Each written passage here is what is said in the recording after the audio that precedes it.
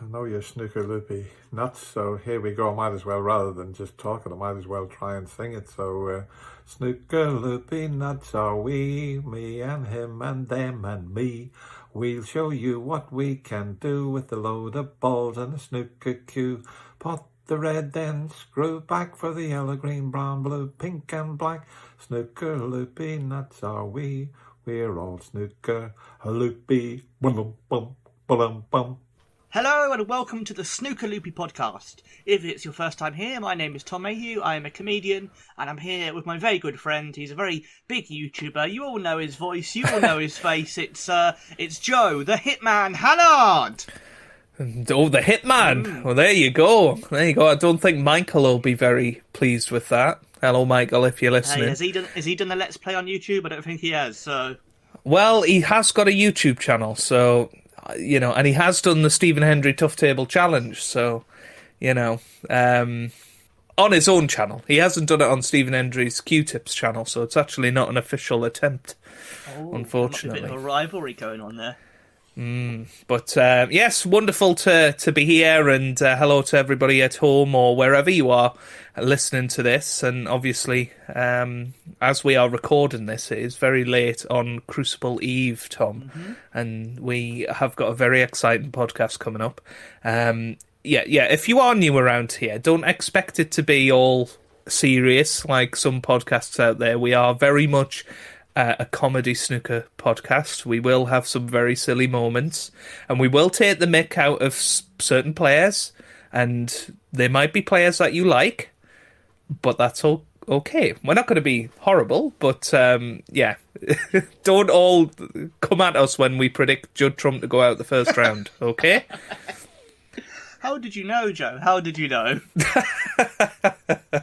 Yeah, no, it's a pleasure to be here, and looking forward to the next 17 days coming up. I'm sure we'll have a few of these podcasts out, and yeah, it's going to be an exciting time, Tom. Well, as we speak, as you say, we're literally just over 12 hours from the start of the championship. It's a bit like, you know, snooker Christmas Eve, really. Like we're 12 hours from Rob Walker coming down the chimney and bringing the boys onto the bays. Well, yes, or if you were listening to Radio 5 Live for the draw, what was it? Fellas on the Felt, I think was what... I don't always agree with Sean Murphy, but that is rubbish, isn't it? Fellas on the Felt. Yeah. So that's the sort of thing you can expect around here. We'll come up with some cracking things. There's female players now, mate, so...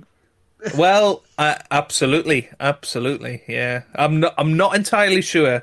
The two presenters, their names slip my mind, but I'm not entirely sure snooker was their usual sport of coverage, to be fair. So, yeah, I'm not. I don't think he's just some misogynist guy who hates Rhiannon Evans. No, well, yeah, those two presenters. There was it Helena Oldroyd and someone else who I didn't recognise, and they had Rob Walker to their right and Sean Murphy to their left. They had a lovely sort of snooker sandwich, and they were in the middle trying to... Lucky people. Joe's had many dreams like that over the years. Yes, that's part of the X-rated snooker extra after 11 o'clock. We talk about that BBC every episode. Two. I think we're going to have to make it. Yes, yeah, absolutely. But yeah, I mean, let's go straight into it, I suppose, the World Championship. It's yes. I mean, you probably, as a snooker man, you probably do get excited, don't you? And I feel like the draw. Should we open with the draw? There aren't too many matches where I think for sure I know who's going to win, which might seem an obvious thing to say, but yeah, I mean, you know, I think there's a fair few shocks on the cards. I mean, there always is in the first round at the Crucible, but I think there's a lot of players going into this tournament out of form, and I think a lot of players that have gone into it having not played, you know, since March, some of them, maybe even late February for one or two of them if they didn't play in the Classic, but yeah, it's going to be an interesting tournament, interesting first round. Obviously, it can feel like it goes on forever, the first round. I feel the only thing that's sort of rivaled by that is the is the semi-final, because the semi-final goes on for 3 days when the final only goes on for 2 days. So that's always quite an interesting quirk of the length of matches. But yeah, I mean, obviously, I think that the place to start is with the defending champion, 7-time champion, looking to become the record 8 times world champion, and that's the Rocket Ronnie, who's starting up at 10 o'clock in the morning. And he's playing a quite exciting talent, really, who's only really come on the scene over the last few months.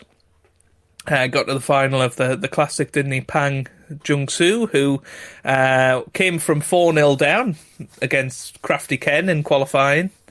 And Ken had that easy pink to the corner to make it 5-0, and how different it could have been had that went in, but I guess we'll never know. But how do you see that one going, Tom? Well, I mean, obviously everyone's going to make Ronnie the favourite, but I do think it's a very tricky draw. Like, I'd actually would say Pang is probably the best of the debutants this year. I think he's looked very good in across the season. I think he had a very good debut season. This is only his second year on tour, so he's done very well. And last time Ronnie played a player who was a debutant was James Cahill, and well, I think that was the last time he played. Actually, no, I think he played Mark Joyce when he was a debutant as well. But, I don't count Mark Joyce in that same bracket, really. Just because Mark Joyce has been on the tour a long time, whereas Cahill was a genuine youngster in that, wasn't he? But I mean, the only comparison I really have here to a sort of similar up and coming player was Ronnie took on Ding in the first round in I think it was 2007 World Championship, and I believe that year he also played him in the Masters final. So that was quite a weird quirk that Ding got to the final of the Masters but still had to qualify for the Worlds. That's bizarre, but he absolutely thrashed Ding that day, 10-2. Was that the very emotional final where Ding tried to concede early?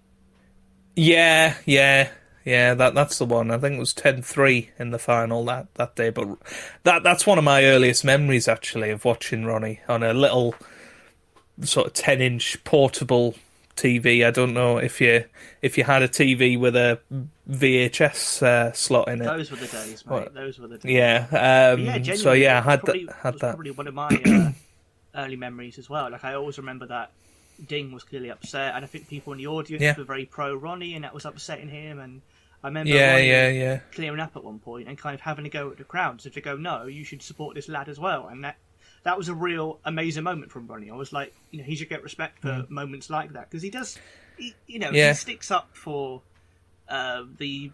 I know he does slag off a lot of young players, but I think he also does stick up for a lot of them. I think he sticks up for the young players that he knows there's something about. Yeah. I mean, he's been very close to Ding over the years, hasn't he? He probably sees a bit of himself, because he was on the scene so young. He probably. I mean, Ding was ridiculously young when he came on the scene.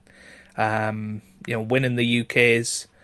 I mean, he mustn't be much older than Ronnie was when he won the UK Championship. So he was a teenager, wasn't he? So yeah. So I mean, Ding's only 36 now, so it's fairly young in these days in snooker terms. When you look at the likes of Stuart Bingham, I think won the Worlds at the age of 40 or very close to 40. His first world title. So Ding's still got time, but we've been sidetracked completely from what we're talking about. This always happens. But yeah, I think it will be very similar to that match, actually. If Ronnie is up for it, and he seems to be, it certainly is. Pre-World Championship persona seems to be good. He's posting little short videos on Twitter. He's obviously got his shop in Sheffield. He's had that for the last couple of years. He's announcing some sort of thing early tomorrow morning. But he's already been saying stuff like, I think I saw a picture of a bag on Twitter the other day, and he said, "Oh, could this be for the 8th title?" So he's confident. Do you know what I mean? He fancies it. Yeah.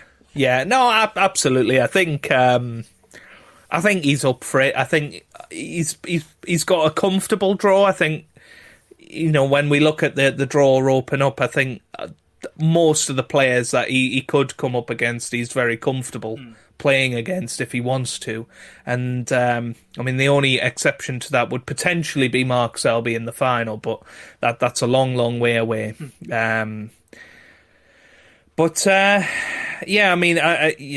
predicted Ronnie to come through that match. Yeah, I think he'll come through fairly comfortably, if I'm honest. I think you have to go for Ronnie. I think as defending champion, he's going to want to play his very best snooker. So I think he will have been practicing. He'll say he hasn't. He'll say, no, I've just been running for the past 5 years. But well, it's funny you should say that. He's actually hooked up with Steve Feeney again from SiteRight, okay. which is who he was with in 2019 when he went on that incredible run. I think he won 5 ranking titles that season. 5 titles if you include the champion of champions in there, I believe. But that was the year he won the UKs. He won the Tour Championship. He got his 1000th century. He got back to number 1. There was a lot of good things going when he bought back into the SiteRight, I think, and I think that's only a good sign. He's had a very poor season by Ronnie's standards. He's still won 2 tournaments, but he's always had one match in a tournament that he's just not turned up for. So, where luckily in the World Championship that tends to just be a session, and you always have one bad session in a World Championship, and if you can get through that, then who knows? I think a lot of people are putting Ronnie as favourite. I don't really know where they're getting that from. If you look at his form this season, but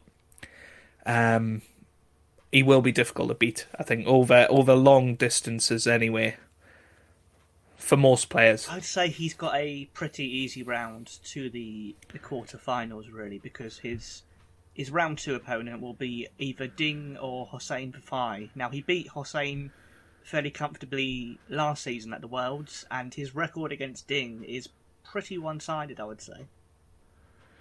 Yeah. Which of those do you think will be his opponent in round 2?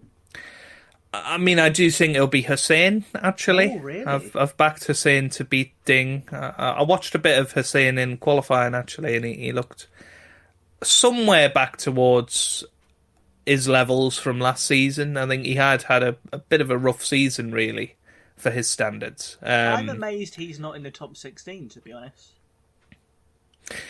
Yeah, and I think that's because he's not had a great season. He's not really got to the latter stages of too many events. I know he beat Mark Selby at the UK Championship and the Masters this year, but I do back Hossein to beat Ding. I'm still not convinced by Ding. I think he's had a very rough few years, and he's had one good run to the UK Championship final, which has sort of carried him a little bit this season, much like his victory at the UK Championships did a few years ago. So I'm not convinced by Ding. I think it'll be a close match, but I've backed Hussein to win it. Well, I think I might go for Ding for that one, but we will see. And we'll just do round 1 for this episode of the podcast, and in future episodes during the World Championship, we will basically see which of me or Joe was right and which of us does not deserve to be on the podcast. Absolutely, yes. So the next match in the draw is Luca Bracel against Ricky Walden. Now, you're a massive fan of Mr. Walden, aren't you, Joe?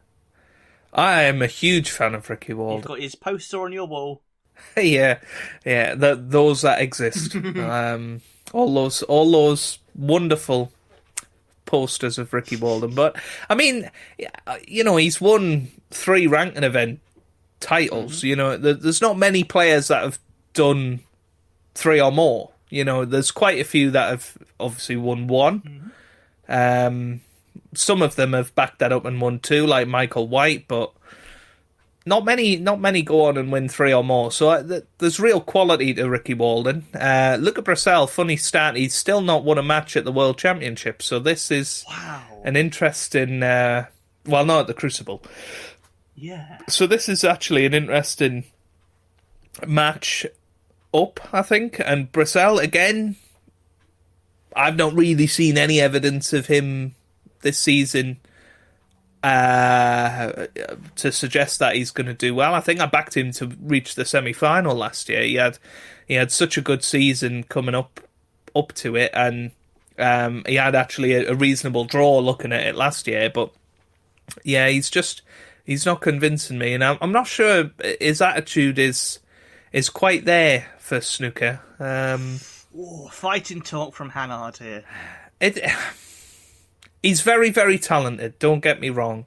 I'm not convinced that he puts 100% in all of the time, if I'm honest. Now, that's a very big thing for me to say because I don't know Luca personally, and I probably never will after this. But well, Joe, I've got a surprise guest for you. Here he is. It's it's Luca. But I don't know, that's just the impression I get, and I suppose he's very chilled. People said the same about Judd, didn't they, for a long time? And then he eventually kind of matured a bit and found his form and had a great couple of seasons. And I think that's the sort of thing that could happen to Luca Brissell. You know, I think they're very, very similar players, actually. You know, a couple of runs of the ball differently, and Luca Brissell could be a UK champion. He could be, multiple ranked event winner, but he's not at the minute. And I don't know. I don't see him beating Ricky over 19.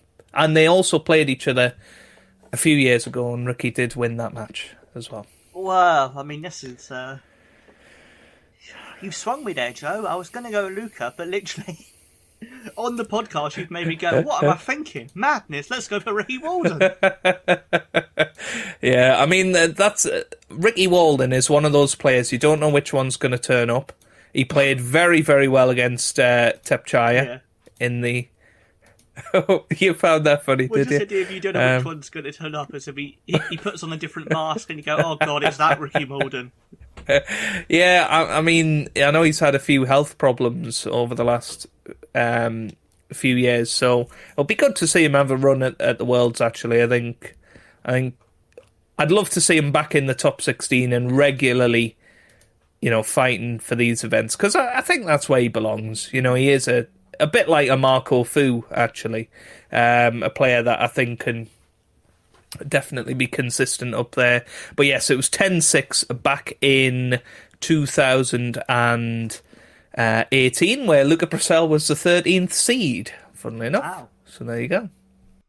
Okay, well, I think I'll go with Ricky Walden. The next one is Mark Williams against Jimmy Robertson, and I mean, it's very hard to bet against Mark, isn't it? Well, yeah. He's had a very good couple of seasons. Played very, very well at the Masters. Was unlucky not to win that against Judd. He has been very much the nearly man over the last 2 years, and maybe this will be the tournament that changes that. And I hope it is in some ways. I would love to see Mark win another world title. Put him up there with Higgins and Selby. I think that's the least he deserves, really, to be on the same number of world championships as them. Jimmy Robertson, I have to say I'm a bit surprised he qualified, actually. I think that was certainly somebody I was looking at in the qualifiers draw and thinking people will fancy playing him, but because he's not had a great season. So last year I think he was in the top 16 on the 1 year list, and I don't think he's been anywhere near that this year. So yeah, but I'm backing Williams all the way on that one. Yep, I have to go for Mark as well. I mean, he has been a nearly man. He was famously nearly naked in 2018. All except that towel, eh? Thank God for Barry Hearn. That Betfred towel. That Betfred towel, eh? So the next match is Judd Trump against Anthony McGill. And now we know already, I presume we're going for McGill, based on what you said earlier? Well, this match could go one or two ways, in my opinion. I think Judd could come out and play out of his skin and win it comfortably 10-3, 10-4, because McGill's not really had a great season either. And again, a player that I'm not that surprised. I'm quite surprised he did qualify. Or we have the Trump from the last 2 years who is just sort of grinding along and not really showing the form of his early career. And McGill, I think McGill could tie him up in knots, to be quite honest with you. I think because McGill's got quite a slow game. I think he can really frustrate Judd. I think the crowd could get on McGill's side a little bit. I believe as well McGill is one of the players who's been chatting to Mr. Ebden in terms of help with their approach to the game. Their singing ability. Oh, right, okay. Sorry. McGill's working on an album. It's going to come out very soon. I mean, he certainly seems to have taken inspiration from Peter Ebden with his hairstyle, so... but no, I mean, McGill is one of those players who makes some comments in the media, and I think looks a bit of a muppet sometimes, if I'm honest. Considering again, he's been chatting to Peter Ebden recently. But considering McGill, doesn't have a massive pedigree in the game, got to the semi-final 1 year at the Crucible, and all of a sudden seems to be branded a Crucible specialist. I'm not sure about that necessarily, but yeah, I mean, I've backed McGill to beat Trump. I think he will really get in his head. I think Trump will be frustrated. I think we'll see a lot of him with his head in his hands, and yeah, I'm going to go McGill, and I'm going to go 10-6, 10-7. Oh. I mean, I think I would maybe go for McGill, but as you say, it depends what Trump turns up. And I mean, Trump can, sometimes he plays awfully and manages to grind out a win, and I think it might be a bit of a tough watch, because if McGill does basically do an Ebden and try and get in his head, it could be a... I just think McGill's going to wind him up. I don't know why I think this, but I just... there was that thing with Jamie Clark a couple of years ago, wasn't there? And I just think something similar will happen. I don't know why. And it's got nothing to do with the fact that my Crucible tickets might involve seeing Judd Trump next Saturday, so... Mate, you'd love to go watch Judd Trump against Jack Lisowski. It's got nothing to do with that. I promise. I mean, you could boo them, mate, live. Yeah, from the fourth row, get kicked out from the Crucible. Yeah. Quiet in the audience, please. Sounds great. Well, yeah, because his opponent will be either Jack Lisowski or Nopan Sankan. And obviously the media are already shouting about how they want it to be Trump against Lisowski, because that will be the best match in snooker history, because they're the golden boys of snooker, and everyone... Even though it'll probably be 13-2 Judd Trump, but, Based on previous meetings, absolutely, yeah. But I wouldn't write off Nopan, because, he did well in the Crucible last season, and he's one of those players who, a bit like Hossein, is kind of on the cusp of breaking through to the top 16, and actually I think with a couple of top 16 players being suspended, I think it does open the door for the likes of Nopan and Hossein to, make that breakthrough and really solidify themselves in the top 16. Yeah, I actually quite like Jack Lisowski. I think he's a bit of a Marmite character for a lot of snooker fans, but he is somebody I think that has a lot of talent. I think he's a very, very well-spoken person as well. When you hear him in interviews, I do enjoy listening to him, and I do hope he wins a tournament soon, I think. Do you feel like he's got the same problem that you said Luca Brissell has? I think a couple of years ago, yes, but I do believe that Jack Lisowski's putting in the work now. I think he's maybe seen what's happened to his good mate Trump, as they say, best mates, whatever. Yeah. So, yeah, I think I think he is putting the work in. I think a tournament is around the corner for him. He played unbelievable at the UK Championships. Every time I see him, he seems better. Whether that will take him to win 5 matches at the Crucible, I'm not entirely sure. But I have backed him to beat Noppon. I agree with you. I think actually Noppon's probably the worst player he could have drawn. Mm-hmm. I don't know why I think that, but I think everybody else he'd sort of have a good feeling against. But yeah, there's something about Noppon and his recent Crucible record that might squeak him through. I think it'll be a close match, but Jack Lazowski tends to be good at getting out of the first round, so yeah, and it could be a good tournament for him if he does get through it. I think I'll back Jack as well for that. I mean, how would you feel watching McGill against Lazowski? Because I presume that's not what you were dreaming of when you booked your tickets. Well, it's not the dream. No disrespect to either player, of course. But obviously you're a big Ronnie fan, and you maybe would like to see someone like or Ricky Walden, against Mark Williams. You would have been ecstatic. Oh, that would have been awesome. But yeah, I do like Jack Lazowski, so I'm hoping he gets through because I think it would be good to watch him live. I think he's a very talented player. So, I'll speak about what the other match could be on the other side. On my side of the arena, but I am fairly close to the middle. So, yeah, but Trump Lazowski versus McGill. That'll be all right. To be honest, Judd versus Jack, it could be a Crucible Classic, so... I mean, it would be attacking at the very least. It's not going to be like a Fergal O'Brien frame, is it? So... I guess you wouldn't get value for your money, though. It'd be over very quick. Well, speaking of quick, next player is one of the fastest on tour. Robert Milkins. He's taken on Joe Perry, and this is quite a strange encounter, really, because they're two traditionally qualifiers playing each other. So it's an excellent opportunity for either of them to get through to the round of 16, which doesn't happen that often. Both of them have had a handful of victories in the first round, I think, in the past. Robert Milkins beat Neil Robertson a couple of times years and years ago. But how do you see that one going, Tom? It's an interesting match, that one.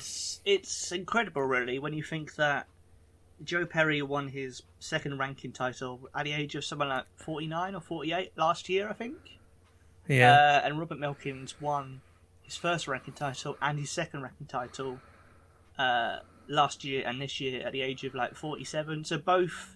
And they both won the Welsh Open. Yeah, exactly. And both sort of massive surprise players who people thought might have been winding down their careers, and now they're playing each other at the Crucible. It's surreal, really. But, Milkins' form, because he's been incredible in some games this season, absolutely astonishing. I don't know where he's found it, but he's just found something in the past couple of years that's really made him play he's back in the top 16, and it's the best I've seen him play, to be honest. So, well, I've never known him to be in the top 16, so I don't know when he's been in the past. I think he was for a while, because I remember his walk-on for a few years in a row was "I'm a cider drinker."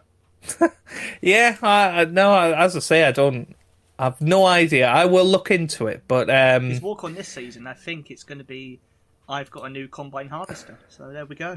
Oh, wow. There you go. Now, I'm looking at his ranking history. So, 231, 91, 99, 100, 75, 54, 33, 21, 28, 26, 32, 47, 51, 55. It's like the weirdest bingo ever. Well, yes, yeah, you've got to mark these off quickly on your card as well.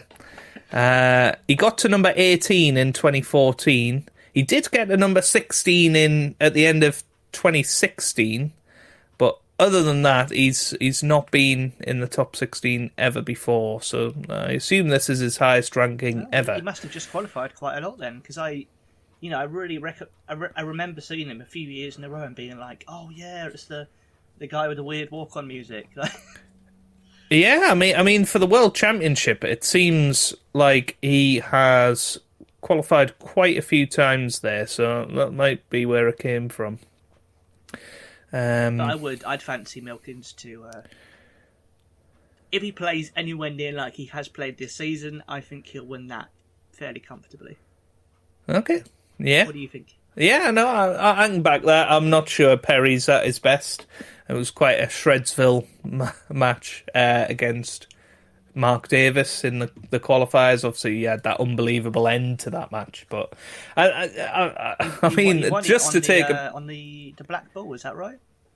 Yeah. So Mark Davis was down playing the pink, very similar to the one Ken missed. I don't know if you've seen the one Ken missed in his match, but yeah, it was almost a carbon copy, and yeah, Davis missed that, and Perry knocked in a really good black to win it, actually. But, I mean, lots of people, just to take a minute out of the podcast here, lots of people talking about, give Mark Davis a invitational tour card. You know, he's been 30 years a pro, this, that, and the other. And, you know, people feeling really, really sorry for him that he's lost his tour card. And you know, it obviously is a sad moment, but he's played poorly for 2 years. That's why he's dropped off the tour. You know, it's not like Marco Fu, who literally couldn't get to tournaments. Yeah. You know, there's a big difference there. For me, it's a bit ludicrous. I think people were getting a little bit help, and considering how people usually talk about wild cards and this, that, and the other, it did make me chuckle a little bit. But good stat for you, Tom. Mm-hmm. First time ever in snooker that there's not been a professional with the surname Davis. Really? Yep. No way. Because we had Fred Davis, Steve Davis. Yeah. So obviously it was Joe and Fred. Yeah. Fred overlapped with Steve. Steve overlapped with Mark. Yeah. And then Mark has just lost his... Well, unless we get somebody on Q School with the surname Davis. I think Mark will be entering Q School.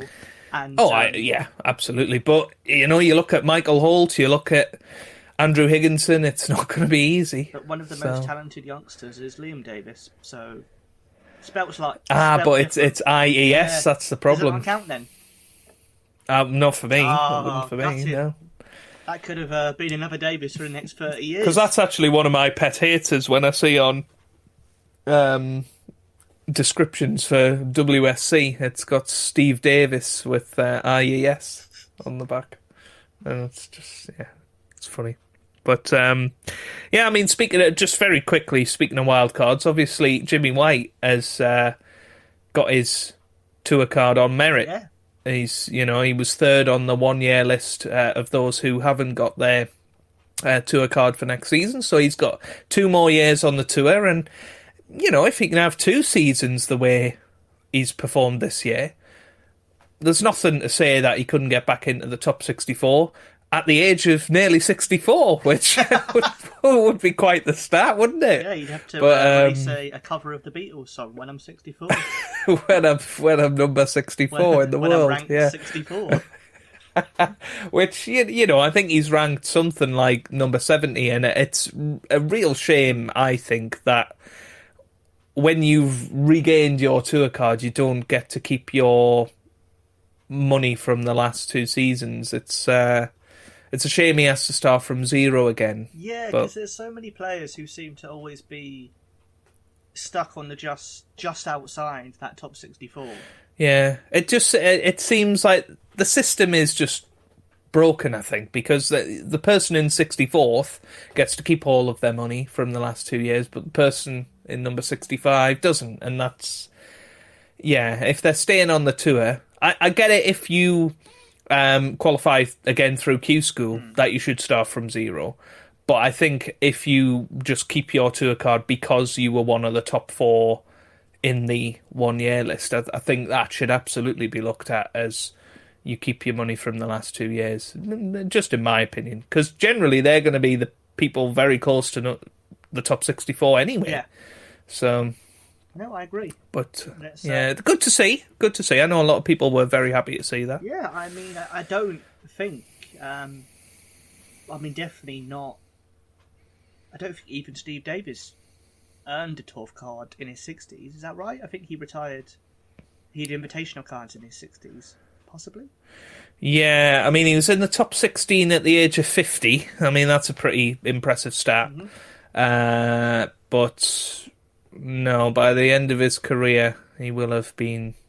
I'm not even sure at the age of 60 he was playing, to be honest. But yeah, anyway, I mean, to keep your tour card at the age of 60 is pretty unheard of, isn't it? In I don't know if anyone's actually done it before, especially not in this modern age. Well, I think Fred Davis will have, because I think he got a century at the age of 63 or something at the Crucible, so bonkers, isn't it? But yeah. Anyway, that was a nice little detour. Moving on from Robert Milkins and Joe Perry. I'll back Robert Milkins in that encounter as well. Back to one of the more questionable of the legitimacy of this tie, but Sean Murphy versus Si Jouy, who obviously caused one of the most controversial outbursts, I think, that reached national media of snooker in recent years. And of course, C beat Sean at the UK Championships while he was an amateur, playing as an amateur. And Sean famously said he doesn't think amateurs should play on the tour. It was a bit of sour grapes from him, I think, and he's admitted that himself. That he was speaking in the heat of the moment. Probably had a microphone shoved in his face by Rob Walker, at the end of the match. But yeah, that'll be an interesting match. I don't quite see it going the same way, I've got to be honest. I mean, to be honest, I don't think Sean should be allowed in the competition. I think he's taken food off the table of C. C needs to feed his family. Yeah. Well, I mean, a couple of years ago, Sean beat Liu Haisha. No, it was Liu Honghao, I think it was. He whitewashed him, didn't he? He beat him 10-0, and I wouldn't be surprised if we had a similar scoreline here. Well, I don't think it's going to be that bad, because Liu Honghao losing like that was like a record, wasn't it? Like, it was the first time there's been a whitewash for decades. Well, since Parrott beat Eddie Charlton, I think, 10-0. So I don't quite think it'll be a whitewash. I mean, I would make Sean the favourite. I think you kind of have to, especially over a longer match. But C's one of those who, I think for a few of the debutants this season, it'll be how quickly they settle, because a few of them are fairly young, in their early 20s, or even I think one of them was 19, and a lot of it will come down to how much they settle, how much the nerves get to them. Because we know they can play. We know they're very good. But at the Crucible, it was a very different experience. Yeah, I think in the past couple of seasons, you would have maybe backed C to knock Sean Murphy out in the first round, to be fair. But Sean's been immense since the turn of the year. Actually, since before that, he played very well at the UK Championship as well. And I think he could be somebody that could go very far in this tournament. So, yeah, I'm backing Sean to win. Okay. Next match is Player of the Season Mark Allen against a ranking title winner who had a pretty awful season before he qualified in Pang Junxu. Yeah. And we talked about him on the last podcast, didn't we? And you said you wanted him to qualify because you don't want him to be just somebody that drops off the tour, never heard of again. And to be fair, he's done it for you. He's done it. That's why I'm a fan, A fan, yeah. Yeah, I mean, Mark Allen has had a very good season. I think he's world number 2, Joe. World number 2 coming into this. Yeah. I think he perhaps took advantage of lots of players not having a good season. I thought you were going to go, lots of players being suspended. No. But yeah, Mark Allen, had he not had a good season this year, could have quite easily had to qualify, to be quite honest with you. You can say that about literally every player, Joe. Well, yes, but Mark Allen was one of those who could have lost a lot of money this season on previous performances. So, yeah, I think he's in a good place going into the World Championship. But again, 10 out of the last 11 Crucibles, Mark Allen hasn't made it past the second round. So that's tough. But I think he'll win the first round match. I don't doubt that. But I think to back him to go all the way is bold, and I know a lot of people are. Well, I do. I think he's got a pretty good chance of getting past the second round this year, because I do feel like he should beat Fan fairly comfortably if he plays like he's played all season, and his opponent is either going to be Stuart Bingham or David Gilbert, and both of these players are players who this season have played not great. They've both been players who've slipped out the top 16, so I think they'll both be pretty delighted to have drawn each other, to be honest. I mean, again, all the players I talked about in terms of having a bad season, I can't see them pulling it around for the World Championship and winning 2 best of 19s. Dave Gilbert was top of that list for me, really. He looked like he'd fell out of love with snooker. Seeing his interviews after qualifying, he seems to have that bit of personality back in him. He seems to be up for it. And actually, this is the other second round match that I could be watching. Mark Allen versus David Gilbert, potentially. That's what I'm backing it to be. I think Stuart is. I want to be Bingham so you can shout out, "Show us your hot tubs." I know, show us your hot tubs. But yeah, I mean Stuart Bingham. He's not had a great season. He's not had a great couple of seasons, if I'm honest with you. I'm a bit surprised. I think it's his World Championship runs that are keeping him in the top 16 at the minute. Yeah, it is. I mean, it definitely is, looking at the rankings, to be honest, because he's not picked up any titles. Obviously, he was in the semi-finals 2 years ago, so that'll be dropping off his ranking points.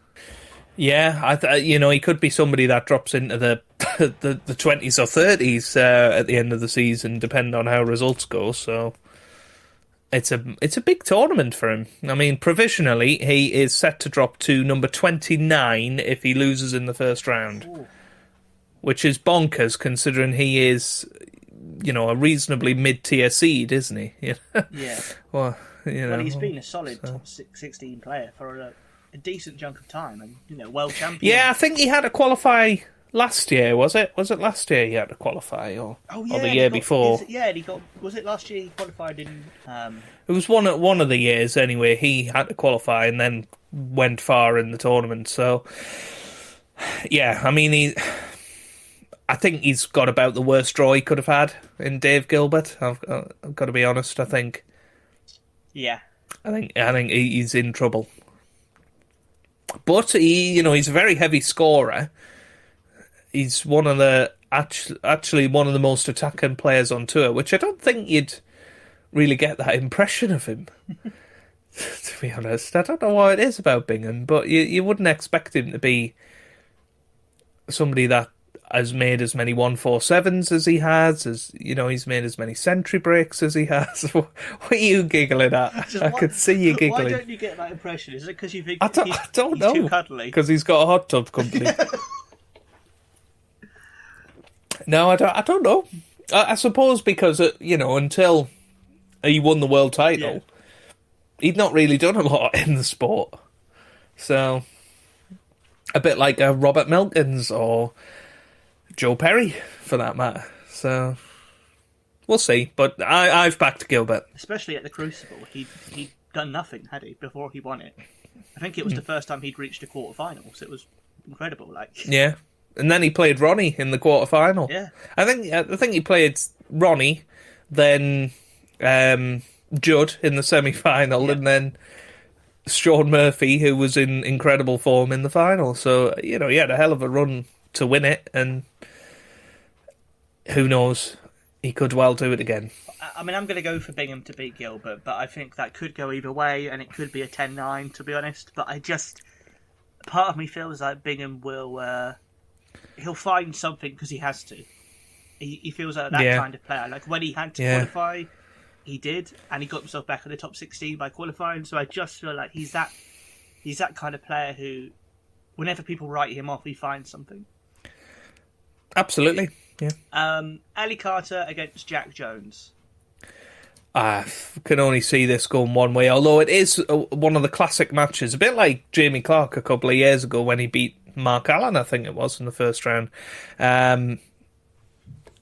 It could well go the other way. Ali Carter seems to be back to, reasonably near his best. And he's got a decent Crucible record, obviously 2-time finalist. He's had multiple semi-finals as well, so yeah. I've backed Ali, but yeah, I can't see past Ali Carter. I think Jack Jones has actually done really well to qualify. Well, he beat Barry Hawkins, didn't he? Yeah, which isn't and that's a massive shock. I mean, had Barry Hawkins come out of the hat against Ali Carter, you might have thought differently about who was going through. So. Yeah, I mean, Jack Jones clearly in good form. He's got nothing to lose, and I think that's a big thing. And actually, he's much higher up the rankings than I ever thought he was. He's number 44 in the world. A couple of victories, at the Crucible, and he could well find himself into the top 32. So, I do think, I think Jack Jones would have had a chance against some of the seeds. I might have fancied him against a Bingham or maybe even against a Higgins this season, but I just think Carter's actually had a really, really good season, hasn't he? So, I just fancy him to beat him. And I think he'll be up for it, I think Carter will also look at his half of the draw and think he's got a chance of getting to the semi-finals, to be quite honest with you, so... Yeah, well, the next match, their opponent will be Neil Robertson or Wu Yiza. Wu, I believe, is 19. I think he's the youngest player in the draw. Mr. Mullet, isn't he? Mr. Mullet. Although I think he has shaved it off now. I really hope that'll be his nickname. I think he shaved it off, Tom. Why? Genuinely. I think I've seen him in the last qualifying match. I can't remember who he was playing now, but I think he shaved it off. Oh, that's heartbreaking news. I might be wrong. Well, I hope he loses 10-0 now without his mullet. Because I remember thinking, oh, he's shaved his mullet off. And I'm sure it must have been him that I was watching. But Wait, you watch, he'll have a full-on mullet. Did he shave it off during the match? Yeah. Well, that's what Ronnie did against Cahill. Yeah. Didn't he? Yeah. So that might be a sign. You know what? This is going to be a controversial one. I have backed Wu Yize to beat Neil Robertson. Well, Neil has had a pretty poor season. Yeah, you can say that again. I mean, he's... Neil has had a pretty poor season. He's but amazingly still, top 4 in the world come the end of the season. Went out in round 2 of the Welsh Open at Dominic Dale. Lost in the first round of the World Grand Prix. Lost in the 4th round of the German Masters. I mean, to be fair though, this whole section of the draw, when you look at it, Mark Allen, Pang Junxu, Stuart Bingham, David Gilbert, Ali Carter, Jack Jones, Neil Robertson, Wu Yiza, and one of them is going to make the semi-finals. Yeah, I think all of them would see it as I've got a shot here. Absolutely, yeah.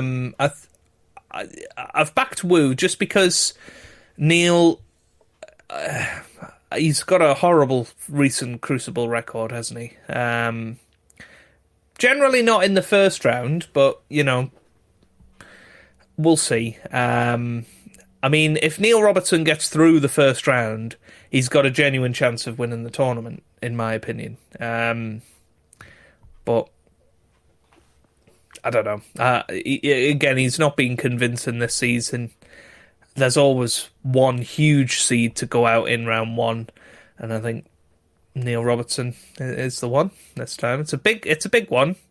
It certainly ramps up my traditional round one accumulator when I put in Wu for that. But yeah, I'm going to go Neil, mate. I'm going for Neil. I think I have to back him because just his experience. Wu is a unknown quantity on the big stage, as it were. But you know what? Wu is actually ranked at number 50, and I believe he's on his first year of the tour card, isn't he? Or is he on his second now?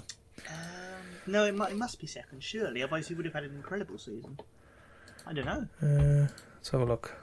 Oh yeah, he did. He played in. I think him and Pang are on their second year. Right.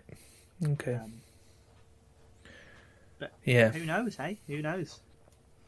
Who knows? But I mean, you know, it is these days. It's a remarkable achievement to get into the top 64 in your 2 years, and he's at number 50 now. The only way really for him to go is up the rankings. Yeah. I think once you've got into the top 64, it's very doable to keep going because you've got that 2 year rollover of money. Yeah. So yeah, we'll see. It's definitely a success for him to just qualify for the Crucible. So again, a player with nothing to lose particularly. And I mean that could help him. He could be. You might be right, mate. He could play with complete freedom, and just go. Let's go for it. And I'm surprised, Neil. I wouldn't be. Yeah. That wouldn't be as big a shock as some people would predict. I would say. This next match, fairly well matched. Kyron Wilson against Ryan Day. Yes, I normally agree with that. I'm not convinced by Ryan Day's form going into it. Obviously, he had the walkover in the final round of qualifying. Yeah.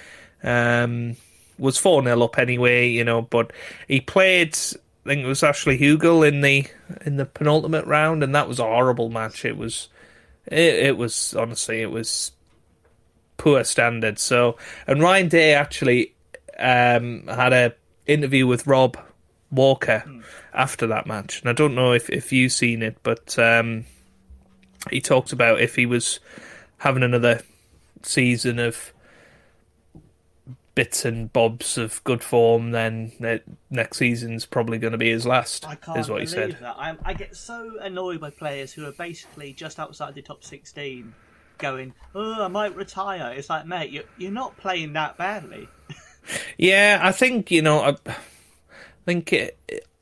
a lot of players that are quite disillusioned with the sport and the tour and the tournaments that we've got on. There's been a lot of controversy, actually. Did you not enjoy the WST Classic?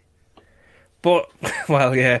But I don't know if you've seen, but they put up the schedule for next season or something outside the Crucible somewhere, and on it had that the shootout was going to be played at Swansea when they had previously announced that it was going to be played in Leicester again next year. So people are very confused as to what's going on.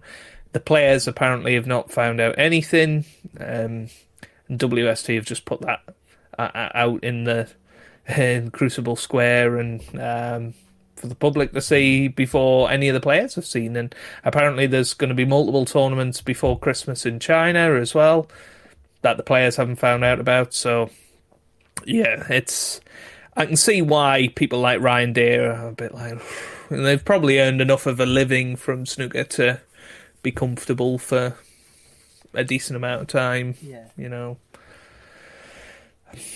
I get it, if I'm honest. So yeah, that's a long way of saying Kyron Wilson. He was immense. He was immense at the Tour Championship, and I think just came up against the one player that played better that week, and that was Sean Murphy. So, but I think Kyron obviously is due a massive tournament victory at some point, and maybe this could be the year. I know, his family have had a lot of issues. One of his sons has, been in hospital quite a lot since the turn of the year. And that tends to spur on players more than you think. You know, I mean, John Higgins obviously won the world title not long after his dad died. You know, there's lots Mark Selby has played quite well this season after, his well-documented troubles last year. So you're going for the Hollywood script for this, are you? Not necessarily. It's just a pattern, really, that I've noticed. When something's going on outside, I think it helps you zone in on your snooker. And I think over the long format, Kyron is definitely a force to be reckoned with. Yeah, I think in my opinion, I'd go with Kyron. Now, the next match is John Higgins against David Grace. This could be the poorest standard match of the entire 16 matches, just on John Higgins' form. I mean, I'm tempted to go for David Grace, and that's a sentence I did not think I was going to say at the start of the season. No, I mean, John, again, he's a player that either goes out in the first round or tends to have a decent run at the World Championships. Again, is a player that is defending ranking points going into it. You know, he's scheduled to be number 11 come the end of the season. Obviously, next year, he's got $100,000 coming off for the World Championship, and if that was to happen right now, he would actually pretty much drop out of the top 16, depending on other players' performances around that. But he's the only one of the class of '92 that hasn't dropped out of the top 16 yet in his career. So, but he's had a very bad season, considering last year he had 5 ranking event finals. Mm-hmm. Obviously lost them all, but maybe that left scars.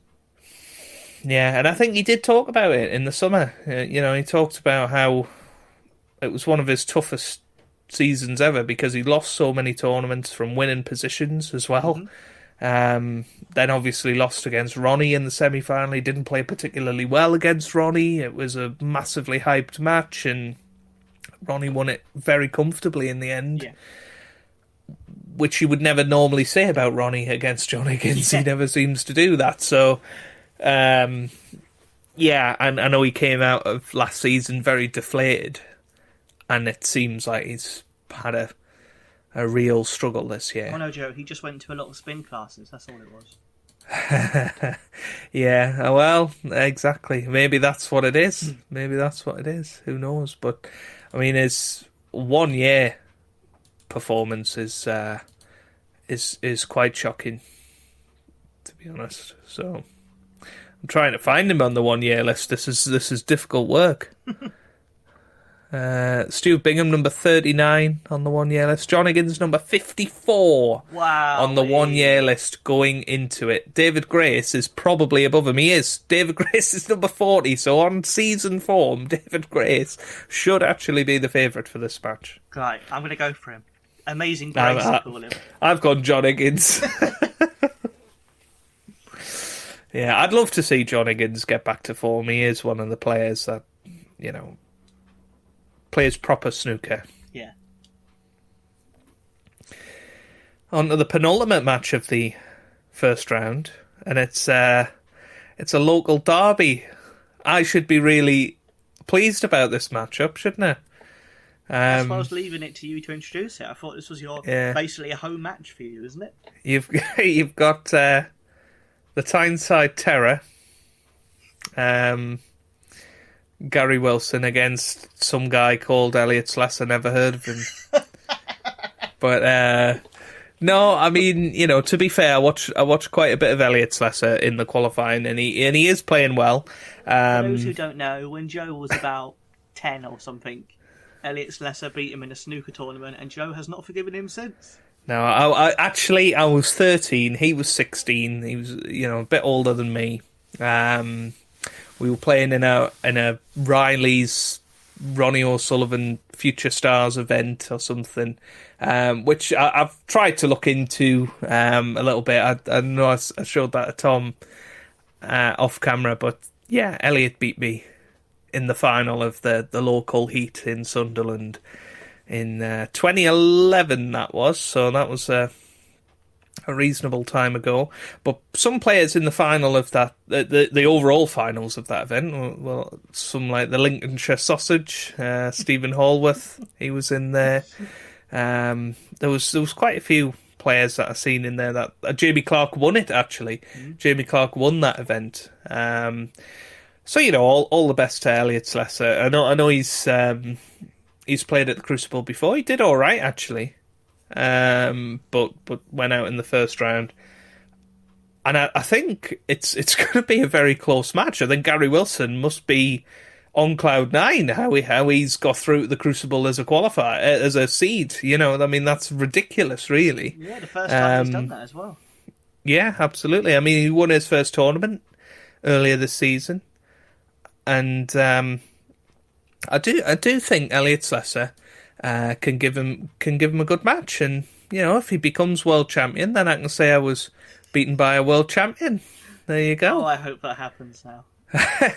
But we'll see how it goes. It could be again a bit of a Shredsville match, if I'm honest. And Elliot Slessor's not had a great season, to be fair. So I would be I was quite surprised that he qualified, if I'm honest. But I know you backed him. You backed him all the way, didn't you? Well, I might back him to beat Gary Wilson, to be honest. Because that's the thing about... Just to see the look on my face. Pretty much, yeah. I just want to make you happy, Joe. That's all it is. Yes, of course. But no, it's good to see two players from the Northeast playing. And speaking of the Northeast, I have been spending a few days there recently. Was at the South Shield Snooker Centre today, playing on the usual table 2. That's where I've played at for years. Knocked in a 34 break in the first frame. That was a good start. Oh, yes. And who was on table 1? But none other than David Lilly. Oh, mate. The owner, the manager of South Shield Snooker Centre. And he was there with his presumably son, I'm guessing. But seemed to be a relative anyway. He was coaching his son. Or relative, I should say, because I don't know. I don't know David personally. So, Not yet, Joe, yeah. But if you keep practicing, there you go. Not yet. Well, yes, yeah. But he was probably trying to get some tips from me, Yeah. Maybe if he'd watched me a week earlier, he might not have been there. He might have been at the Crucible. Who knows? But yeah. But there you go. Fun fact of the day. Northeast part of the podcast over. But I've backed Gary Wilson to win that one. Probably 10-9, 10-8, something like that. I know they're good friends. They're actually good friends, so... Yeah, it was one of I think that'll be a tough match. It was one of about 4 draws where Rob Walker went, oh, they're best friends. And it's like, are they, Rob? Are they all really best friends? Yeah. And then, last but not least, what could be the slowest match of the first round...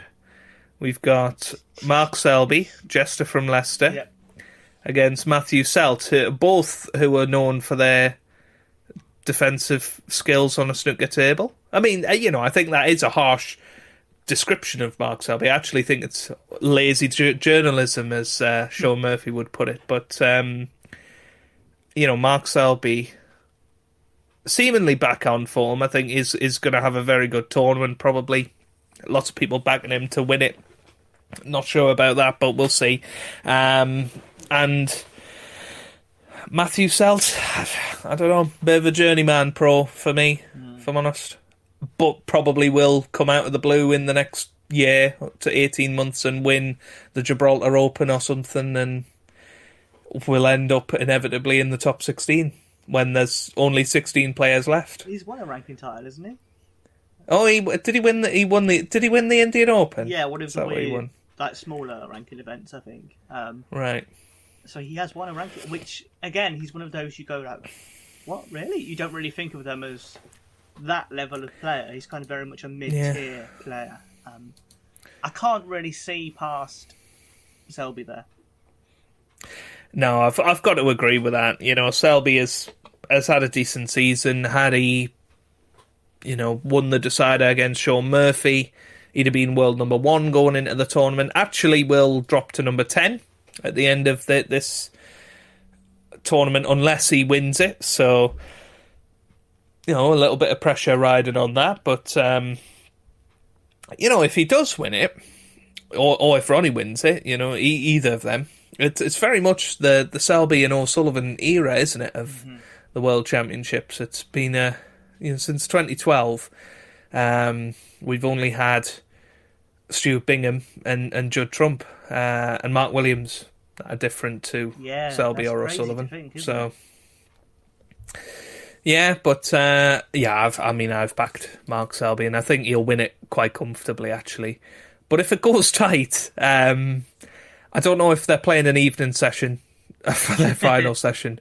But if they're not, then they'll probably be on the table at the end of the day, because I'm not sure they'll finish in the allotted time.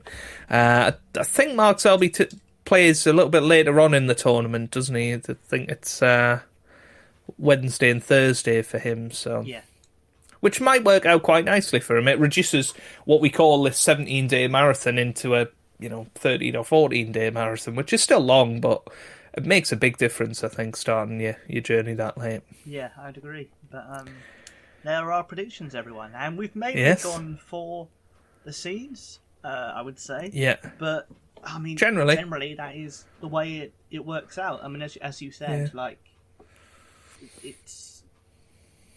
it's been a long time since it was not either the Selby or the Ronnie show at the Crucible. That the last time I think there was a final with two players who'd never won it before. I think it might have been Graham Dott against Ebden, possibly, or something like that. No, Ebden had won it before. It was Murphy versus Stevens in 05. Oh, I knew it was around that time period. But a long time since we had that situation. So the top 16 tend to manage to find their way to the later stages. It just happens. And generally, the finals do consist of two players that have won it before. Yeah. Generally, it's very rare that you do get players in there that haven't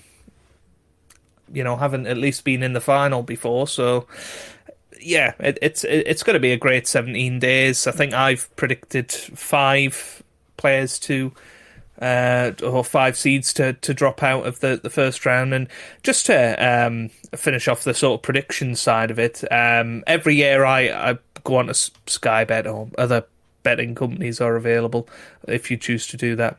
And I put an accumulator on for the first round, and predict we've just done there, and do a 16-fold accumulator, which for me this time was 3,171 to 1. So with all of those players, so with a £3.40 bet, that would give me a potential return of £10,785 if all of my predictions come true. I think the closest I got was 14 out of 16 one year, but I mean, if Joe wins that is enough for Joe to get a recording studio and record the hit single "Where's the Cue Ball Going?" Well, yes. But he also needs this video to get 15,000 views, so share it. Yeah. It's a bit of pressure, actually, because I think it will get 50,000 views on the look of how your video did earlier today. But it'll be a good tournament, and looking forward to making the pilgrimage myself down next Saturday. So again, if you are in the area next Saturday, please let me know so I know where to avoid you. But so just on the betting front, we don't want to talk about it too much, but there are some quite hilarious requester bets, is what they're called on Sky Bet, and these are called, in quotations, popular requester bets. So here's the first one for you, Tom, and this is 2,500 to 1. Okay, John Higgins, Sean Murphy, and Ronnie O'Sullivan to make a 147 break each in the tournament. Does that mean literally one person has bet on that? Because, that's not going to happen, is it? No, I think, I honestly, I think they just make it up. 200 to 1, right? This sounds reasonable until you hear the second bit. Any English winner and 3 plus 147 breaks in the tournament. Have these people ever seen snooker? I mean, the most we had was 2, That was 2008 with Ronnie and Ali. And we've had, decades of World Championships. So why would this year be the year to break it? Yeah. I mean, this one is a reasonable one. 40-1. Ronnie O'Sullivan, Judd Trump, Neil Robertson, and Mark Selby all to win their quarter. I mean, it'd be a reasonable one if you were playing Snooker 19 or something. True. I think in real life it just doesn't happen like that, does it? I mean, this one's quite ridiculous. Any qualifier to win the tournament, what do you think the odds are for that? Any qualifier to win the tournament? 1,000-1? 9-1. 9-1. That's awful odds. What? Why would you even bother? Any first round match to finish at 10-0. 100-1? 7-1. Genuinely. And do you reckon you can name the top 5 favourites for the tournament? Ronnie O'Sullivan. Yeah. Mark Allen. Nope.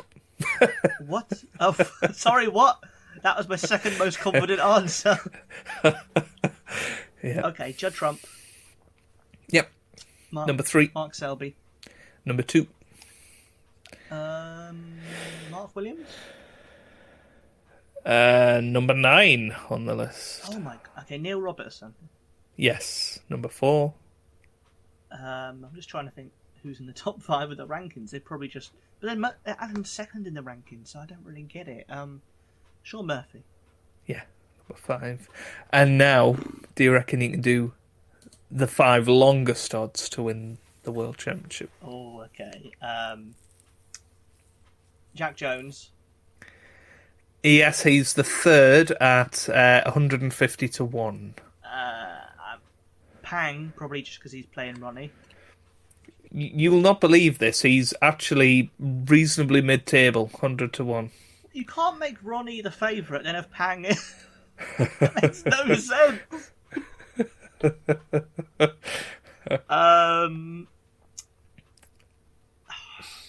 Wu?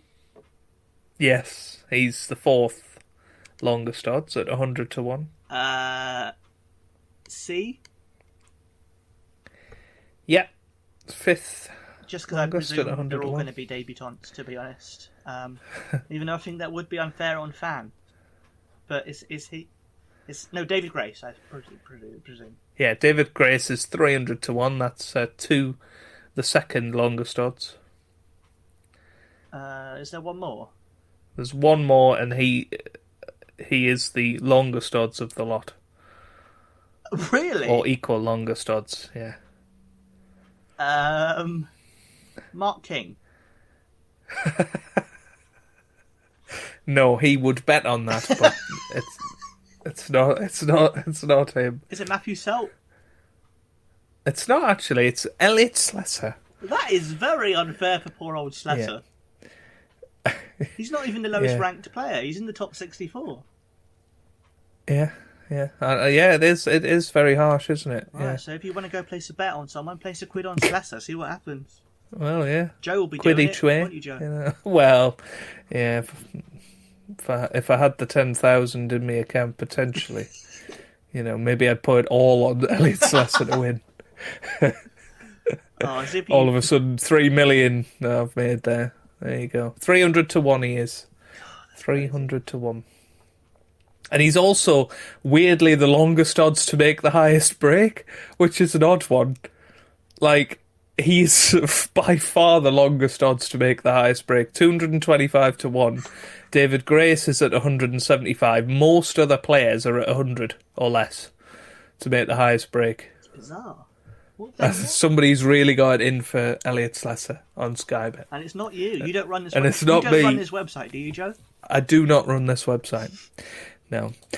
Speaking of predictions, both Tom and I did try and predict the 16 qualifiers for the World Championship. Yep. Now, I think we both had varying successes on that. Yep. And actually, most of the players that qualified, were on paper the players that should have qualified. So that's quite interesting. So Go on, Tom. How many did you get? Well, I got Ryan Day, Elliot Slesser, and Fan Zhengyi, and I believe that's all I've got. I only got 3. How many did you get? Well, I got Ryan Day. Mm-hmm. I also had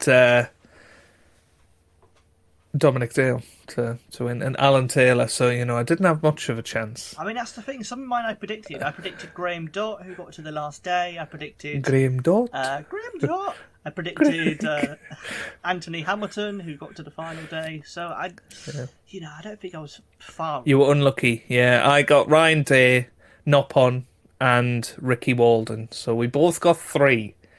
Nice. Well, I mean, but between us, we got 5. That's not bad, is it, really? 5 out of 16, I think. Yeah, that's not bad. We did the predictions at the start of the qualifiers. We didn't do it on the final day, so I think... No. Yeah, right at the start. I mean, some of the ones that got the final day for me, Barry Hawkins, Matthew Stevens, Jackson Page, Liam Highfield got very close. Andy Hicks, I think, got fairly close. I think he may have got the penultimate match. Yep. And Dominic Dale as well. That seemed to do all right. So, good old Dom. Yeah, I mean, for a moment when I seen Taylor on my list, I was like, I surely didn't predict Dennis to qualify, did I? But... Dennis Taylor. Yeah. I mean, imagine. But I remember. It was years and years ago. It was. It wasn't long after Barry Hearn took over the sport, and I think he made the World Qualifiers 3 matches best of 19. I don't know if you remember that. Everybody had to play 3 best of 19 matches, and he said all former world champions would be invited to play at the World Championship. And I remember they interviewed all sorts of past champions like Cliff Thorburn. He said he was going to give it a go, and Dennis said he was going to get the old queue out and give it a go. But I've never seen anybody former world champion playing it that isn't on the tour. So it was very odd. Hendry came back, but yeah. It would be really cool. I know John Parrott used to enter for quite a few years after he retired in the first qualifying round, but I'd quite like to see it. I think it's good for the game to have a link to its past, and realistically, there aren't that many former world champions, so you're not giving up too many spaces. That are still alive, yeah. I mean, good old Ray Reardon, if he turns up, and I mean, I have seen him play a few shots in recent years, and he still looks all right, to be honest with you. I'd love to see him on the seniors tour. But the worry is, Joe, if we're talking about, let's say, Cliff Thorburn against Dennis Taylor, best of 19. How many days you set aside for that match? Yeah, I mean, that might genuinely take longer than the Snooker 19 Virtual World Championship final. And that took a while. Me and Chinny his chin was on the floor at the end of that match. I was going to say it would take longer than the whole World Championship. yeah. We're round at the next World Championship by the time they've finished the first frame. Yeah. Dennis going, you thought the finish in 85 was late. We'll see this one, guys. Yeah. And they just deliberately make the pockets the tightest they've ever been, so they can never put anything.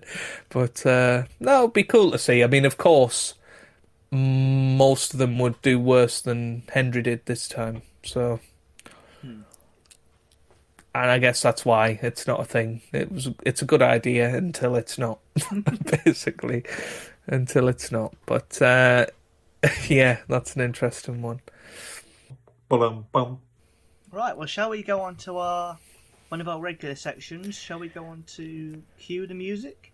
Cue the music. Oh, I'm looking forward to this. Which, for new listeners, basically this is a section where we get a piece of music that is connected to snooker in some way. We have a listen to it, and we give it a review. So in the past, we've done Peter Ebdon's singing career, we've done Dennis Taylor singing Snooker Loopy, we've done what else have we done? Stephen Hendry as Rubbish. We did a whole episode about him. Yeah, I think some people took offence to the title of that video. It was just Stephen Hendry is Rubbish. Hey, you've got plenty of likes on YouTube, mate. It's fine. Well, there you go. There you go. But this episode, because it's the World Championship, quite a special episode. We thought we'd look at the song that inspired this podcast title, the name of this podcast. Of course, Snooker Loopy. I'll put in a short clip here. It'll probably be a shorter clip than usual because I don't want to get a copyright thing on the YouTube video. So I think you can put about 15 seconds. Is that right? Oh, I wouldn't even risk that, Tom. Okay, what I might do in the podcast, I'll just give you Dennis Taylor singing Snooker Loopy again, and then we'll talk about the actual song. Yeah. I think that's fair enough. Loopy. I know you're Snooker Loopy nuts, so here we go. I might as well, rather than just talking, I might as well try and sing it. So, Snooker Loopy nuts are we, me and him and them and me. We'll show you what we can do with a load of balls and a snooker cue. Pot the red, then screw back for the yellow, green, brown, blue, pink and black. Snooker Loopy nuts are we, we're all snooker loopy. Bum bum. So this is a song that people don't know. I think it was in about 1986, and it's got Chaz and Dave, and it's got professional players at the time: Steve Davis, Dennis Taylor, Willie Thorne, Terry Griffiths, and Tony Mayo as backing vocalists. Well, there you go. I mean, can you imagine them singing about? And there's Stuart Bingham. Bingham would definitely be involved in this, wouldn't he? In a 2023 remake, he would be. Well, he has recorded. It was a snooker charity song, wasn't he? During the pandemic. Yeah. Oh God. Oh God. That'll be a future episode of Cued Music, definitely. It's like a knockoff Band-Aid, isn't it? A much lower budget version. Because they're even doing the whole holding the headphone kind of Band-Aid thing, aren't they? Do they know it's Snooker Loopy at all? Do they know it's Crucible Eve at all? Oh, Snooker Loopy, ba-dum-bum, ba-dum-bum. Oh, as Dennis says. I don't know why, but I liked it. Ba-dum-bum, ba-dum-bum. Right, so there we go, Joe. That was the Snooker Loopy. Yes. What are your thoughts, your opinions? How do you feel? How does that music make you feel in your heart? Yeah, you know what? I think it is just a very cheerful song. I think it it describes snooker as well, and I think that's something really special, actually. It's a time capsule of what snooker was like in the 80s, some classic players in there, lots who are world champions. Players who are happy to laugh at themselves, which I think is really nice absolutely. To see. Yeah, I think it is just, a timeless bit of snooker history in there, and I just think it really captures the 80s. It captures the spirit of snooker at that time, and you know what? It actually was a joy to watch that again. It's quite a while since I've watched the video in full. I know you said you didn't think you'd seen it before. Well, I don't know whether I would have sat down and actively watched it or just seen clips of it on telly or something. But it's nice. It's nice to see them. Clearly they had a fun time recording it. Clearly they all enjoyed their status in the game at that point. They didn't mind the little jokes about each other, like Willie Thorne and his chalking his bald head and stuff like that. They sort of all played along with that, which is really nice to see. I just think the Matchroom mob in general, they would go around, they would play exhibitions. You just don't get that anymore, really. You obviously get Ronnie doing quite a few exhibitions with Jimmy, but you don't really have... you don't have Judd Trump going around the country playing with Stuart Bingham in exhibitions, and I think that's a shame. Yeah, actually. well, I think they could do, because there was a company called Snooker Legends, I think, at some point. There still is, yeah. Well, I don't know why they don't do snooker champions exhibition kind of thing. Where... Yeah, I mean they did one with it was Ronnie, Jimmy, Stephen Hendry, and Rhiannon Evans. I think they did a couple with those, but they called it like the Liverpool Masters or something, But I do think we need more of that, and I think players going into clubs and talking to people, that would be great. I think they just think themselves as that celebrity, like Judd and Jack will just go off to Dubai for 3 weeks instead of, engaging in exhibitions and whatever during those 6 weeks when there's not tournaments, and it would keep that momentum of the snooker season up, in my opinion. But that's a debate for another day. Rating time for Snooker Loopy, and I think we have to be a bit biased here because it is. If it wasn't for this song, then this podcast might not exist. Yeah, that's very true. No one would have used the phrase Snooker Loopy without this song. It wasn't a phrase beforehand, surely. There wasn't like someone watching the 1985 final going, "Oh my God, this is Snooker Loopy, what I'm watching." I think people would have maybe been calling us Loopy if we were saying Snooker Loopy. So, yeah. I mean, go on, you go first for once. Okay, well, I'm going to give it a 10 just because I think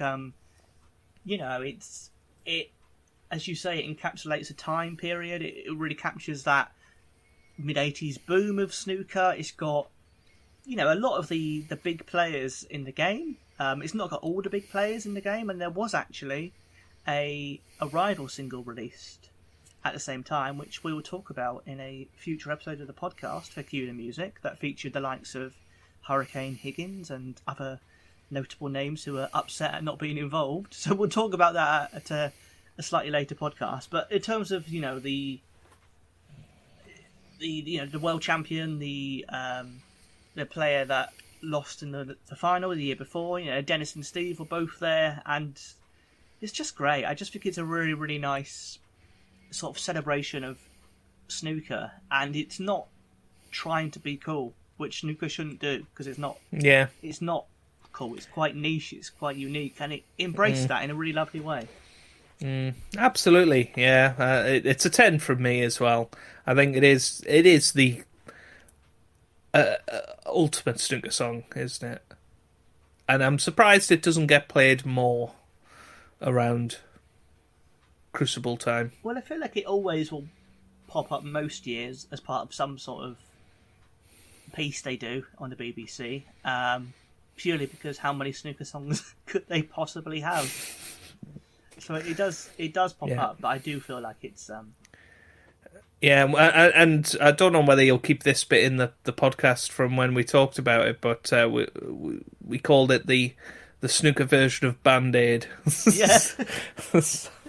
It is. Well, that's why I wish there was a Snooker Loopy 2000 and a Snooker Loopy 2020. Do you know what I mean? They should keep re-recording it with new players, because I would buy it. People would buy that. I would do another version with for one of their children's hospices that they work with. It would be, I think it would be a really nice idea. Maybe we should bring it back, Tom. Maybe we should.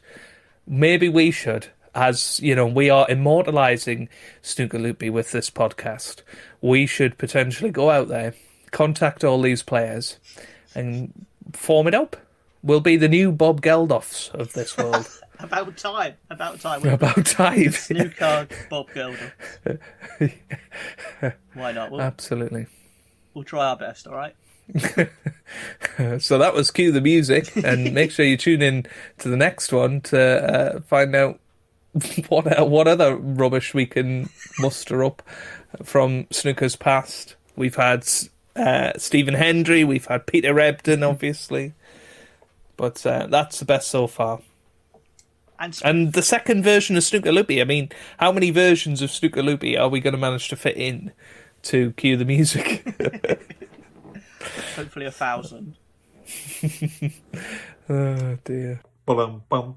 Speaking of rubbish from snooker's past, and this does, again, because it's the World Championship, I wanted to get something that kind of harked back to that era, similar to Snooker Loopy the song. So we've got our other regular section, which is Cue the Laughter, which for new listeners is basically me and Joe. We find one of us will find a bit of a obscure or slightly weird bit of snooker memorabilia, and we'll bring it to the podcast. So we've had. I think we've been very successful at finding these odd things. You know, Stephen Hendry action figure has got to be up there. You know, last time we had the player descriptions from the World Snooker 2002 game manual, which was hilarious as well. So we've had Kellogg's Dennis Taylor and Stephen Hendry as well. So it has been really good. So do check it out. Well, what I have for you this time, Joe, and I'll send you. I'm excited. The link Oh God! It's a link of something that's currently on eBay. Oh no, not again! It's not something I own, but it's something that I wish I owned, because it's something that I'm gonna own soon, I'm sure. Well, me and Joe might get into a bidding war over this. A bidding war. Oh God, here we go. Vintage. Let's have a look at this. Bidding has ended on this item. I think they'll relist it. So we can start the bidding war by talking about it on the podcast. Oh my goodness me. Well, luckily for me, I don't have any single beds in the house. You will after you buy this, Joe, because... Well, I might have beds with only one person in it, yeah. Yeah, that's true. This item is... and I will probably do a video edition of this clip later on in the month, just so people can see the photos of this. But this is a officially licensed Matchroom. It's licensed by Matchroom. It's got their logo on it, and it's a licensed bedding, duvet, and pillowcase cover, which looks like on your bed like it's a snooker table. It's got the pillow has got like little snooker balls, and it's got like the signatures of the likes of Dennis Taylor and Steve Davis and Jimmy White. It's an incredible snapshot. I mean, if you ever wanted Steve Davis's balls on your bed, then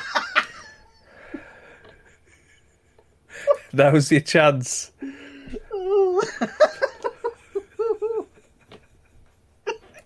Dreams can come true.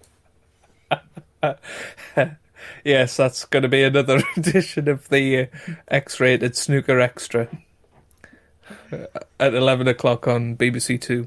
I was trying to think which snooker player would own this duvet, and I just had an image of it being... I know exactly who I think would own it, but... Go on, who are you going to say? I think Stuart Bingham, to be honest. Yes, I was going to say definitely. I was going to say either Stuart Bingham or Sean Murphy. And then they had an image of them both under the covers, like fighting over the covers, going, no, give me the covers. Yeah, they thought the 2015 World Final was for the World Championship trophy, but actually it was for this. So that means Stuart Bingham must own it. I mean, I would love to see him wearing it, like Mark Williams wore the Betfred towel. The things that happened on a 12x6. Wow. But I think it's a cracking item. Like, if I was a kid, there's one thing I want to ask Tom. Yep. How on earth did you find this?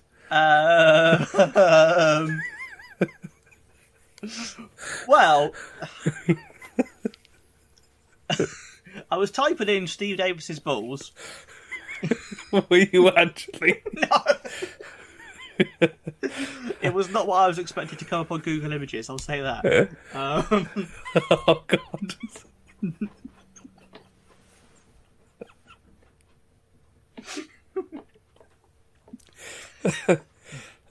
Oh, dear. No, I think I went on eBay and I typed in just snooker 80s, because then I knew it would come up with some kind of retro memorabilia. And I browsed through a few pages, and it was mainly sort of books or videos. And then I was like, oh, snooker bedding. Oh, I can get Jimmy White's balls on my pillow as well. Oh, God. What other players' balls are on your pillow? Let's have a look. Dennis Taylor. Willie Fawn on your pillow, Dennis Taylor. Oh, God. Neil Folds. Ooh. Oh, well, that's a bit of an out there one, isn't it? There we go. Who's got the blue balls? The blue ball, I mean, on this. I can't see it. I might have to buy it to... No, don't buy it, Tom. Don't buy it. You don't need it. No, we should buy it and send it to Stuart Bingham. Well, Joe, all I'm saying is one of us is going to the Crucible. So one of us can... And one of us could well be seeing Stuart Bingham on that day. One of us is... You can take it to him, give it to him as he comes out. Oh, God. It'll be relisted. I want to see the description for it. It's quite disappointing, actually. It just says, vintage Horrocks' Matchroom Snooker single duvet cover and pillowcase, 80s. There you go. I did have a look, and some of these have sold for like 30 quid. The name of this guy is Hurricanes Burwatt. So, maybe he's a snooker fan. Or she. Could be a she. I should check what else they're... I'll keep an eye on them and see if they list anything else that's interesting. Style, vintage/retro. Room, bedroom. I mean, it's a cracking item. I'd be tempted to buy it for 15 quid. I mean, that's insane, isn't it? But Joe, it's a one-off. We're going to have to chat so we don't end up both in a bidding war. Well, one of us goes, you're welcome to it, Tom. One of us goes... To be honest with you. One of us goes, I paid 80 quid for it, and the other one went, oh yeah, I tried to win it, and it was you who bidded 59 quid. Or something stupid like that. Yeah. I can't believe Neil Folds is on it. But how would you feel, Joe, if you were on a date with someone of any gender? It's kind of irrelevant. But you're on a lovely date. I know in real life you've got a partner, but in this hypothetical, in the Snooker Loopy universe, you're a single man. You're on a lovely date, beautiful. You chatted about, this person likes snooker. I can't believe they like snooker as well. This is amazing. And then you get back to their place, and that is their bedding. How would you feel? Well, I mean, I'd feel mesmerised by looking at Steve Davis's balls, to be honest with you, but... It's not what I'd expect to see at the end of a date, if I'm honest. Unless, of course, the person I was on a date with was in fact Steve Davis. Which, to be honest, he's probably one of 8 people that actually own this bedding set. So just the image of him going, come into the bedroom, I'm going to show you something very interesting. It's just the bedding, it's nothing else. Yes, the nugget. I don't want to hear about his nugget. Right. Well, there you go. Well, that's this episode. Right, I have to say, Tom, you've outdone yourself on that one. That was very good. That was very, very good. Well, I do feel like this period, kind of April and May, is when there'll be a lot of weird snooker items on eBay. Because it's when people know people are looking for it. So if we're ever going to find interesting stuff, it's right now, isn't it? Well, absolutely, yeah. I mean, I challenge you to find weirder and less useful stuff than that. But what do you mean, yes, useful? It's a babe magnet, mate.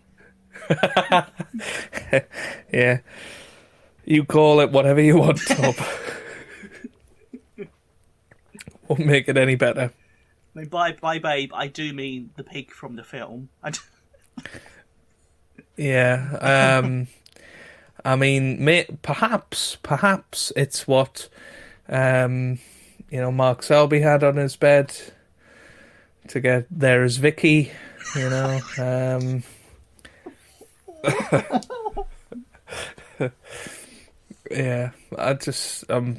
I'm beyond belief, to be honest, that exists. And that, to be honest, people bought it. This Hurricanes person has bought it and has now gone, oh my God, I've got a snooker matchroom betting set. Now I need to get rid of it. And they've been listing it for nearly 40 years on eBay. And now... They invented eBay just to sell this item. Only now, when two people like me and you come along, it has a chance of being sold. And 15 quid? I mean, for a single duvet, yeah, that's a lot of wonga, that, for a duvet. Single duvet. If it was a king size, I might consider it. I mean, I'm struggling to imagine the proportions on a king size duvet, to be honest. Would it be the size of an actual snooker table that way? It was fairly close. I think it's about 10 by 6 a king size, I think. So the things that happen on a 12 by 6, Tom. There you go. That's all I can say. That's all I can say. I mean, surely there's got to be some big break merch with John Virgo on a duvet set somewhere. Well, if you want to search for it and try and find it for the next episode, mate, you're more than welcome. Yeah, and do let us know in the comments if you indeed own one of these, or if you are Hurricanes himself and are willing to donate it to the Snooker Loopy podcast cause. We will give you a shout out. Or if you are Hurricanes himself and you want to just put it on eBay, and this podcast will clearly lead to it being sold for about 80 quid, because everyone's going to rush over to eBay. Well, I can imagine Alec is going to be up there straight away. I think Tom is going to be up there straight away. Mm-hmm. Liam? Oh, Liam, yes, Liam. And who was the person that commented? It was like Linda or something that commented on the Peter Ebdon video. But there's no... So, Ebdon's not on this one, she won't want it. Well, he might be on the blue ball that he couldn't spot. I don't want that image in my head. Peter Ebdon and his blue balls. Yeah. Oh dear. All right. Well, anyway, cue the laughter. Cue the scarred for life, I think, is what we're going to have to call this part of the episode. Bum. But yeah, there we go, Joe. I think that is our big preview episode done. I'm going to be interested how you edit this, Tom. I'm just going to edit out. I think you're going to be up a fair amount of the night trying to get this to a reasonable length. Yeah. And some of our nonsense cut out. Yeah, I think I will. So I do feel like it might actually be a quicker edit, because there's probably a good chunk that is just us talking about the championship, so I can just leave that in. Okay, I thought you were going to say something else, to be honest, but what? Yeah. I thought you were going to say the good length of us was talking about Steve Davis's balls, but... Oh no, that's staying in. I might just release that a bit as the podcast. So people go, oh, what's this World Championship? That can be a comedy video for tomorrow. There you go, sorted. Yep, there we go. Deary me. But it's been a pleasure as always, mate. Oh yes, and I'm looking forward to the snooker starting up and hearing what Ronnie's announcement is in the morning. That's going to keep me up all night. And I'll be up all night editing. Well, good luck with that. But yes, we will be back throughout the World Championship, so I hope you enjoyed at home as well. Obviously, let us know in the comments on YouTube if you want to tell us your predictions for the World Championship. How many qualifiers did you get right? That sort of thing. And who is your tip to become a world champion? I think before we end off, we need quick answer from both of us. Who is going to win the 2023 Cazoo World Championship? Should we say it in 3, 2, 1? Ronnie O'Sullivan. You've gone for Ronnie. I've gone for Ronnie. I'm going to go for Allen. I just feel like it's his time. But we'll see. We'll see. Mark Allen or Ronnie. We will see. Yeah. Oh, one thing I will say just before we sign off is that there was a bit in the last podcast where you were talking about everyone's favourite snooker animal.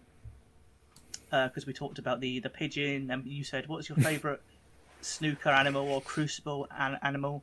And I believe it was Alok who commented his favourite was John Parrott. Oh, that's a clever one. There we go. Thought you'd like that. Yeah, I do like it. Yes, I mean, the dragon, Ding Junhui. Yeah. You know, the Lincolnshire sausage, Stephen Allworth. Oh, the sausage, my favourite animal.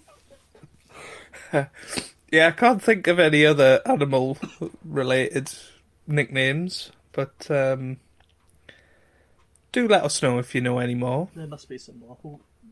That could be a future episode. We do it. We can make a snooker zoo. Now, here's a quick question. Ricky Walden. What do we think his nickname's going to be? Because he was always the marathon man, and he came out in an interview fairly recently saying, I only ever ran one marathon. So it was a stupid nickname. Do we think it's going to be the Walnut? Oh, I hope not. I think it might be like Tricky Ricky Walden or Tricky Ricky. I don't know. Well, we'll find out tomorrow, 2:30. Or today, when this I think Rob Walker will comes just improvise it, and it might be anything. He might panic and go, it's the chocolate M&M, it's Ricky Walden. Or the Lincolnshire sausage. Or the Chester sausage. I think he's from Chester, so there you go. I'm gonna actually see what his current nickname is on Wikipedia. We know that that's a very reliable source of nickname information. Yep, it's very The Walnut. There you go. Walnut. Oh, I don't like that. The Walnut. There we go. He can go in our zoo. The Walnut exhibition. Absolutely. Right.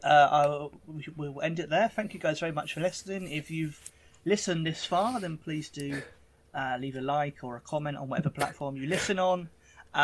If you're listening on Spotify or any of the podcast things, or on my YouTube channel, then do go over to Joe's YouTube channel, Captain Goodspeed, because he is bringing back his Ronnie O'Sullivan Snooker 19 career. And if you enjoyed this episode, do check out the series, because it's a fantastic series, and I believe Joe will also be going for his 8th World Championship. Not quite. Not that many. 5th in a row, though, and Ronnie's that's rubbish 10th. Then. God, only 10th in game. It would be his 10th in game. Only 5 in a row. God, try harder, mate. Yeah, I'm not sure I'll do it, but we'll see. It'll be a good laugh anyway. I promise not to talk too much about betting in that series.